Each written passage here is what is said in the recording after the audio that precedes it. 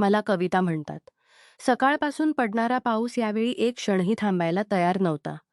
मी ऑफिसमधून बाहेर पडून घरी जाण्यासाठी पाऊस थोडा कमी होण्याची वाट बघत बसले होते. पण रात्री उशिरा जेव्हा मला खात्री पटलीही, तेव्हा मी एकटीच ऑफिसमधून निघाले. बाकी सगळे लोक आपापल्या गाड्यांनी निघून गेले होते. मला ऑफिसमध्ये काम करताना खूप वेळ झाला होता. नंतर काही वेळ मी पाऊस थांबण्याच्या वाटेत वाया घालवला. पण रात्री 11 वाजण्याच्या सुमारास जेव्हा पूर्ण अंधार पसरला आणि घरातून वारंवार फोन येऊ लागले, तेव्हा मलाही घरी पोहोचायची घाई झाली. आता दुसरा काही मार्ग उरला नव्हता. मी आईला सांगितले, "मी आताच ऑफिसमधून निघते." माझ्या फोनची बॅटरीही संपायला आली होती. आई चिंतेने विचारत होती, "एवढ्या पावसात तू कशी येणार?" मी म्हणाले, "आत अ, मी म्हणाले, "आई, कोणती तरी सवारी मिळेलच. रिक्षा किंवा टॅक्सी जे मिळेल मी थेट घरी येते." हे सांगून मी फोन बंद केला. फाईल डोक्यावर ठेवून मी बाहेर पडले. जणू ती फाईल नव्हती, तर छत्री होती. थोड्याच वेळात जोरदार पावसाने माझे पूर्ण शरीर भिजवून टाकले. जानेवारीतील कडाक्याची थंडी आणि हा वादळी पाऊस, सगळीकडे पाणीच पाणी झाले होते. वाटत होते की घरी जाईपर्यंत मी गोठून जाईन. समोरचे दृश्य राग येत होता की अंधार पडण्यापूर्वी का निघाले नाही. आता मला स्वतःवरच राग येत होता. जोरात चालत मी रिक्षा आणि टॅक्सी शोधत होते. पण या वादळी पावसात ना रिक्षा दिसली ना टॅक्सी. दूरदूरपर्यंत रस्ता पूर्णपणे ओसाड दिसत होता. मागे ऑफिसमध्येही कोणी मदत मागायला नव्हते. अशात मी जोरात पावले टाकत देवाची प्रार्थना करू लागले. पण या पावसात चालणेही कठीण होते. खड्डे कुठे आहेत, चिखल कुठे आहे काही कळत नव्हते. इतक्यात अचानक एक गाडी येऊन माझ्या अगदी जवळ थांबली. माझा श्वास अडकला. विचारलेही नव्हते की या वादळी पावसात काही वाईट झाले तर काय होईल. पण जेव्हा ती गाडी माझ्या जवळ येऊन थांबली, तेव्हा माझी धड थांबली. गाडीचा दरवाजा उघडला आणि ड्रायव्हिंग सीटवर बसलेला माणूस दिसला. त्याच्या चेहऱ्यावर नजर पडताच मी हायसे वाटले. तो दुसरा कोणी नव्हता, तर माझे बॉस विजय देशमुख होते. काळा पॅन्टकोट घातलेला आणि चांदीच्या फ्रेमचा सुंदर चष्मा लावलेला. ते माझ्याकडे बघत होते. मग त्यांनी मला गाडीत बसायला इशारा केला. मी थोडी घाबरले. ते कडक आवाजात म्हणाले, "लवकर आत ये." माझ्याकडे दुसरा पर्याय नव्हता. म्हणून मी गाडीत बसले. माझे भिजलेले कपडे गाडीच्या सीटलाही भिजवत होते. कपड्यांतून पाणी टपकत होते. भिजल्यामुळे कपडे माझ्या शरीराला चिटकले होते. मी आपला दुपट्टा व्यवस्थित केला आणि फाईल मांडीवर ठेवली. बोटं मुरगळू लागले. "इतक्या अंधारात आणि इतक्या पावसात तू कुठे जात होतीस?" बॉसचा प्रश्न ऐकून मला उत्तरच प्रश्न विचारायचाच काय? बॉसनी मला डोक्यापासून पायापर्यंत बघितले. त्यांच्या मनात काय विचार आले हे मला कळले नाही. पण त्यांनी स्वतःला सावण्यात आणत म्हटले, "बरं, मला वाटलं तू आत्महत्या करायला निघाली आहेस." यावेळी मला थोडी चिडचिड झाली. "इतक्या जोरदार पावसात अंधारात तुला अंदाज आहे का की तुझ्यासोबत काय होऊ शकतं?" बॉस गाडी चालवत कठोर आवाजात मला झाडले. मी म्हटले, "आज वेळेचा अंदाजच आला नाही." मी कामात इतकी गुंतले होते की वेळ कळलाच नाही. काम संपलं तेव्हा कळलं की पाऊस थांबलाच नाही आणि सगळे लोक निघून गेले. मी खूप घाबरले होते आणि रिक्षा मिळेल असं वाटून ऑफिसमधून बाहेर पडले. मी नजर खाली घातली आणि मॅटवर पडणारे केसांचे पाणी बघू लागले. "ठीक आहे, मी प्रयत्न करतो तुला तुझ्या घरी सोडण्याचा. तुझा पत्ता सांग." मी लगेच पत्ता सांगितला. तो ऐकून बॉसनी चकित होऊन मला बघितले. "मला वाटतं तुझा मेंदू ठिकाणी नाही. तू जो पत्ता सांगतेस तो इथून खूप दूर आहे आणि खूप अरुंद अंधारी वस्ती आहे. इतक्या जोरदार पावसात तिथे चिखल आणि पाणी भरलं असेल. सहज पोहोचणं कठीण आहे. माझ्या मते आज तुला ऑफिसला येणंच नको होतं." पावसाची शक्यता आधीच होती. माझ्या डोळ्यांत पाणी आलं आणि चेहऱ्यावर भीती स्पष्ट दिसत होती. बॉसनी आपला राग आटोक्यात आणला आणि म्हटले, "इथून माझं बंगलाजवळच आहे. आज रात्र तू तिथेच राहा." त्यांनी मला बघितलं तेव्हा मी एक क्षण घाबरले. नाही, माझी आई वाट बघत असेल. बॉसनी टक लावून मला बघितलं आणि म्हटले, "जर तू तुझ्या आईला सगळं सांगितलंस तर ती नक्की समजेल. उलट मला वाटतं ती स्वतःच तुला सांगेल की या वादळी पावसात इतका लांब रस्ता करू नकोस." बॉसनी गाडी आपल्या बंगल्याकडे वळवली. त्यांच्या गाडीमागे आणखी एक गाडी होती ज्यात सिक्युरिटी गार्ड्स होते. माझे बॉस खूप श्रीमंत व्यावसायिक होते. त्यांच्याकडे पैशांची कमतरता नव्हती. म्हणून सुरक्षाही खूप होती. आज बॉसना ऑफिसमधून निघायला थोडा वेळ लागला होता. पण त्यांना कल्पना नव्हती की मी इतकी मूर्ख असेन की अशा वादळी पावसात एकटी ऑफिसमधून बाहेर पडेन. आणि ज्या वस्तीबद्दल मी बोलत होते, ती खरंच चिखल आणि पाण्याने अर्धी बुडाली असती. तिथे रात्रीच्या अंधारात जाणं खूप धोकादायक होतं. म्हणून बॉसनी मला स्पष्ट नकार दिला होता. थोड्या वेळाने ते मला आपल्या बंगल्यात घेऊन पोहोचले. मी थंडीने जोरात कापत होते. भिजलेल्या कपड्यांनी माझे शरीर कापण्यास भाग पाडले होते. हात आणि पाय पूर्ण निळे पडले होते. बॉसना माझ्या अवस्थेचा चांगला अंदाज होता, म्हणून घरात जाताच त्यांनी जोरात आवाज काढून नोकरिणीला बोलावले. बॉसच्या आवाजावर नोकरीणी धावत आली. जी साहेब, ही कविता आहे. माझ्या ऑफिसमध्ये काम करते. यांना शीतलच्या खोलीत घेऊन जा. काही कपडे दे आणि जेवणाबद्दलही विचार. आज रात्र या शीतलच्या खोलीत राहतील. बॉसनी नोकरिणीला सांगितले. नोकरिणीला पाहून माझ्या जीवाला जीव आला. नाहीतर आत्तापर्यंत मी सगळ्यात हेच विचारत होते की मी माझ्या बॉससोबत बंगल्यात कशी राहीन. कारण मला माहीत होते की माझे बॉस एकटे राहतात. त्यांच्या आईवडिलांचा देहांत झाला आहे. नोकरिणीने माझा हात धरून मला खोलीत नेले. मॅडम, ही शीतल मॅडमची खोली आहे. त्या तुमच्यासारख्याच आहेत. त्यांचे सगळे कपडे तुम्हाला बसतील. असं म्हणून तिने स्वतःच कपाट उघडून बरेच कपडे काढून दिले. यातून जे आवडेल ते घाला. मी लगेच एक फ्रॉक घेतला आणि बाथरूममध्ये जाऊन कपडे बदलले. एक मोठी शाल अंगाला गुंडाळून मी खोलीत हीटरजवळ बसून हात तापवू लागले. माझी नजर बिछाण्यावर पडलेल्या बॉसच्या कोटवर होती. आपोआप चेहऱ्यावर हसू आलं. ज्याला मी खूप कठोर आणि रुक्ष समजत होते, त्याच बॉसनी या अवघड वेळी माझी मदत केली होती. नोकरीणी केली होती. नोकरीणी खोलीबाहेर गेली होती. थोड्या वेळाने ती परत आली आणि म्हणाली, ऑर्डर द्या, मी लगेच तयार करून आणते. ती हसून म्हणाली, काहीही गरज नाही, मी ठीक आहे. अरे मॅडम, संकोच करू नका. तुम्ही आमचे पाहुणे आहात आणि साहेब पाहुण्यांची खूप काळजी घेतात. बघा ना, शीतल मॅडमची खोली तुमच्यासाठी उघडली. नाहीतर शीतल मॅडमची खोली दुसऱ्याला वापरता येत नाही. त्या खूप रागावतात. नोकरिणीच्या बोलण्यावर मी चकित झाले. शीतल मॅडम कोण? माझ्या माहितीप्रमाणे बॉस आपल्या आईवडिलांचे एकुलते एक मुलगे होते आणि त्यांना कोणी नव्हते. शीतल मॅडम साहेबांच्या वडिलांच्या मित्राची मुलगी आहेत. त्यांचे घर गावात आहे.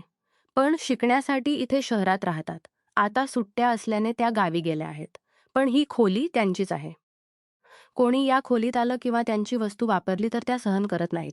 आणि साहेबही कोणाला या खोलीत येऊ देत नाहीत. ते शीतल मॅडमांना खूप प्रेम करतात. तुम्ही नक्की खूप खास असाल ज्यांना इथे येण्याची परवानगी मिळाली. असं म्हणून नोकरीणी हसली. तर मी पूर्णपणे हादरले. बॉसच्या आयुष्यात आणखी एक मुलगी आहे. ही गोष्ट मला त्यावेळी का कुठे वाईट वाटली. जरी माझ्या बॉसशी काही विशेष बोलणे नव्हते. फक्त ऑफिसच्या मर्यादेत भेट होती. पण शीतलचे नाव ऐकताच मनात एक जाळ उठला. पण स्वतःला सावरण्यात आणत मी म्हटले, अशी काही गोष्ट नाही.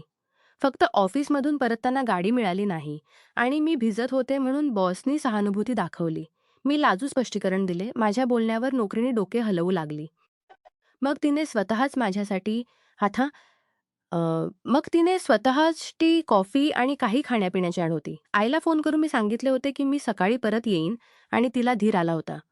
रात्री 2 वाजण्याच्या सुमारास मला बेचैनी वाटू लागली. अनोळखी जागा आणि नवीन खोली होती. झोप येईना.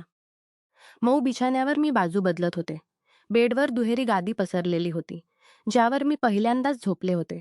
काही वेळ मी तशीच बसून राहिले. मग मी खोली बाहेर पडले. सगळीकडे शांतता होती. इतका मोठा बंगला मी आधी कधी पाहिला नव्हता. मी हळूहळू पावले टाकत आधी खालच्या भागात फिरत राहिले. मग जिना चढून वर पोहोचले. एका खोलीच्या दाराजवळ माझी पावले थांबली, कारण त्या खोलीत दिवा जळत होता आणि पियानो वाजण्याचा आवाज येत होता. कोणीतरी खूप सुंदर सूर वाजवत होते. मी तिथेच उभी राहिले. मग पियानोचा आवाज बंद झाला तेव्हा मी परत फिरण्याचा विचार केला. पण इतक्यात त्या खोलीचा दरवाजा उघडला आणि माझी नजर समोर उभ्या माणसावर खिळली. पांढऱ्या कुर्त्यात ते पूर्ण वेगळे दिसत होते. जणू एखाद्या मुलीच्या स्वप्नातला राजकुमार. मी पापण्या उघड्या ठेवूनच राहिले. दुसऱ्या बाजूला बॉसच्या मनातही अशीच आग पेटली होती. ते लक्ष देऊन मला बघत होते. काही क्षण शांततेत गेले. डोळ्यांनीच आम्ही एक अनोळखी प्रवास पूर्ण केला होता. मग थोड्या वेळाने बॉसनी मला विचारले, सगळं ठीक आहे ना? तू आराम करणार नाहीस का? काही समस्या आहे का? मी नोकरिणीला सांगितलं होतं तुझी काळजी घ्यायला. नाही, अशी काही गोष्ट नाही. मी फक्त पियानोचा आवाज ऐकून इथे आले होते. तुम्ही खूप छान पियानो वाजवता. माझी आई खूप छान पियानो वाजवत असे. मी त्यांच्याकडून शिकलो.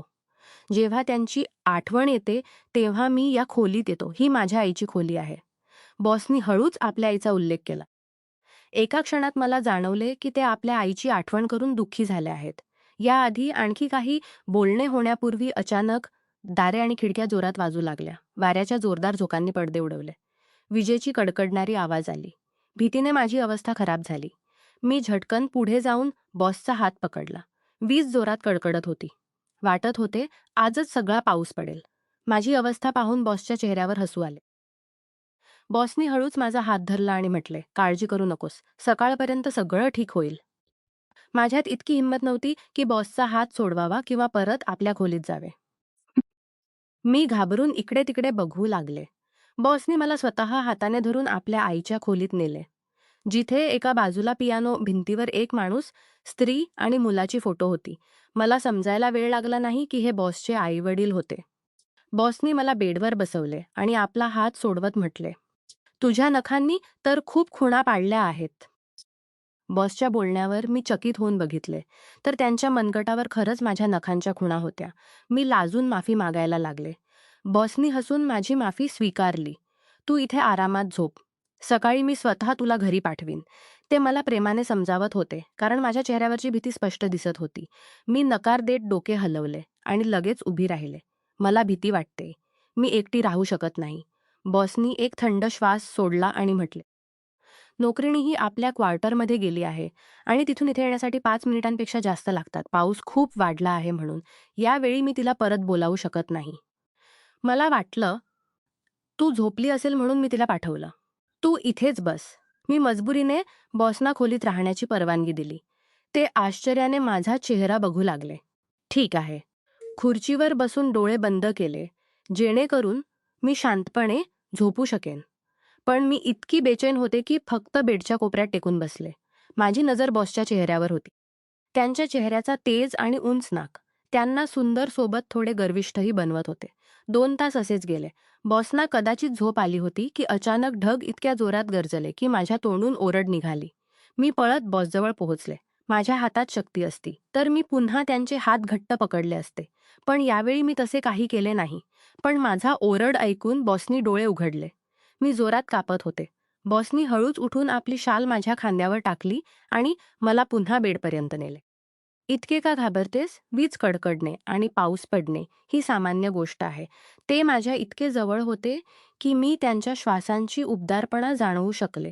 मग मी त्यांना हळूच सांगितले की मी इतके का घाबरते. या शहरात येण्यापूर्वी जेव्हा मी छोटी होते, त्या गावात विजेच्या आघाताने माझ्या गावातील अनेक लोक मरण पावले होते. हाच कारण होता की विजेच्या कडकडण्याच्या आवाजाने मला खूप भीती वाटते. बालपणातील त्या भयंकर आठवणी आजही माझ्या मनात ताज्या आहेत. हे ऐकून बॉसना खूप वाईट वाटले. त्यांनी मला हळूच बिछाण्यावर झोपवले आणि स्वतः माझ्या डोक्याजवळ बसले. त्यावेळी बॉस जवळ असणे मला अजिबात वाईट वाटले नाही. उलट त्यांच्यामुळे मला धीर मिळाला. मी इतकी थकले होते की माझे डोळे बंद झाले आणि मला खूप गाढ झोप आली. सकाळी जेव्हा डोळे उघडले तेव्हा बॉसचा ड्रायव्हर मला घरी सोडून आला. नोकरीणीने नाश्ता करून जाण्यासाठी खूप आग्रह केला. पण मला आईची काळजी होती. रस्ते मला पाहताच आई गळ्यात पडली. खूप काळजी वाटत होती तुझी. देवाचे आभार की तुझ्या बॉसनी मदत केली. नाहीतर काय झाले असते कोण जाणे. मी आईच्या गळ्यात पडून बॉसबद्दलच विचार करत होते. मला आजही तो दिवस आठवतो जेव्हा मी पहिल्यांदा ऑफिसला गेले होते. सगळे म्हणत होते की बॉस खूप रुक्ष माणूस आहेत. 30 वर्षांचे ते माणूस कोणाचा मान राखत नाहीत आणि लगेच अपमान करतात. म्हणून मी सुरुवातीला त्यांच्यापासून खूप घाबरत होते. पण कालची रात्र त्यांच्याबद्दलची माझी समजूत बदलून गेली होती. बॉस तसे रुक्ष नव्हते जसे ऑफिसमध्ये दिसत. उलट ते मऊ हृदय आणि सहानुभूती दाखवणारे माणूस होते. हे विचारून मला खूप आनंद झाला आणि त्यांच्या नावावर मनात गुदगुदी जाणवली. पण मग नोकरीणीची ती गोष्ट कानात घुमू लागली की बॉस शीतलला खूप प्रेम करतात आणि कोणाला तिच्या खोलीत जाऊ देत नाहीत. ही गोष्ट मला खूप त्रास देत होती. मी शीतलला पाहिले नव्हते, पण असेल ती जी बॉसच्या मनात बसली आहे. कपडे बदलून मी शीतलचे कपडे आईला दिले. आई, हे लक्ष देऊन धू. हे बॉसच्या घराचे कपडे आहेत आणि परत करायचे आहेत. मी उद्या ऑफिसला नेईन. आईने ते मौल्यवान कपडे धुवून वाळवले. तर मी सोफ्यावर बसून रात्रीची आठवण करत राहिले. दुसऱ्या दिवशी जेव्हा मी ऑफिसला पोहोचले तेव्हा माझ्या मनाची अवस्था बदललेली होती. माझी नजर बॉसना शोधत होती. माझ्या हातात तो शॉपर होता ज्यात शीतलचे कपडे होते. मग मी विचार केला की स्वतः जाऊन बॉसना कपडे का देऊ नये. या विचाराने मी सेक्रेटरीला सांगून बॉसच्या ऑफिसमध्ये गेले. पण तिथे जे पाहिले त्यामुळे मला खूप धक्का बसला. त्यांच्यासोबत एक सडपातळ आणि खूप सुंदर मुलगी होती. मी कपड्यांचा शॉपर टेबलवर ठेवला आणि बॉसना म्हटले, हे शीतलचे सूट आहे. याआधी बॉस काही बोलण्यापूर्वी त्या मुलीने शॉपर उचलून जमिनीवर फेकला आणि ओरडून म्हटले, त्या रात्री तू माझ्या खोलीत घुसलीस. पण आता जर पुन्हा पाऊल टाकलंस तर मी तुझी जान घेईन.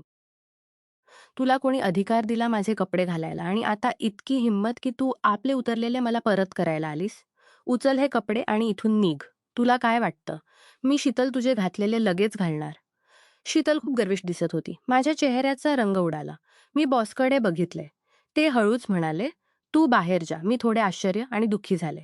आपल्या केबिनमध्ये येऊन आपले अश्रू आटोक्यात आणत मी टेबलवर डोके टेकले. मला एका क्षणात आपली अवकात आठवली. मनात जे भाव निर्माण झाले होते ते तिथेच संपले. कुठे ते श्रीमंत आणि कुठे मी. पूर्ण ऑफिसमध्ये चर्चा सुरू झाली होती आणि माझे डोकेवर काढणे कठीण झाले होते. याआधी मी सुट्टी घेऊन घरी जाण्यापूर्वी शीतल माझ्या केबिनमध्ये आली. त्यानंतर तिने जे काही म्हटले ते मी कशा डोळ्यांसना आपल्या जाळ्यात अडकवले आणि मी कुठपर्यंतले जणू आकाश फुटले. मी पाहिले की पूर्ण ऑफिस माझ्याकडे बघत होते. माझ्यावर जो आरोप लागत होता तो खूप नीच होता. बॉसना फसवणारी एक लालची आणि बदचलन मुलगी.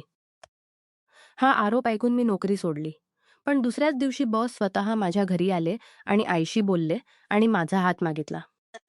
मला वाटले होते बॉस शीतलला प्रेम करतात, पण त्यांनी सांगितले की ते शीतलला फक्त आपली छोटी बहीण समजतात. म्हणून मी लग्नासाठी होय म्हटले आणि शीतल रुसून आपल्या गावी गेली. आता मी निश्चिंत होते, कारण मला कळले होते की बॉसच्या मनात फक्त मीच बसले आहे. आज मी सन्मानाने बॉसची पत्नी म्हणून राहत आहे. नमस्कार मित्रांनो, तुम्हाला ही कथा आवडली असेल तर चॅनेलला सबस्क्राईब करायला विसरू नका. आणि यापेक्षाही अधिक रंजक व्हिडिओ पाहण्यासाठी माझ्या चॅनेलवर नुकताच अपलोड केलेला नवीन व्हिडिओ नक्की पहा. तो तुम्हाला खूप आवडेल अशी मला आशा आहे.